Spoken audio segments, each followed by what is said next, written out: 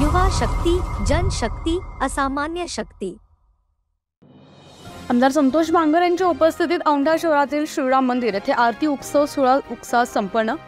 अयोध्येतील श्रीराम मूर्ती प्राणप्रतिष्ठा अनुषंगाने दिनांक 22 जानेवारी सोमवारी रोजी दुपारी 1 वाजता औंढा शहरातील श्रीराम मंदिर येथे आमदार संतोष बांगर यांच्या हस्ते श्रीरामांची आरती संपन्न झाली।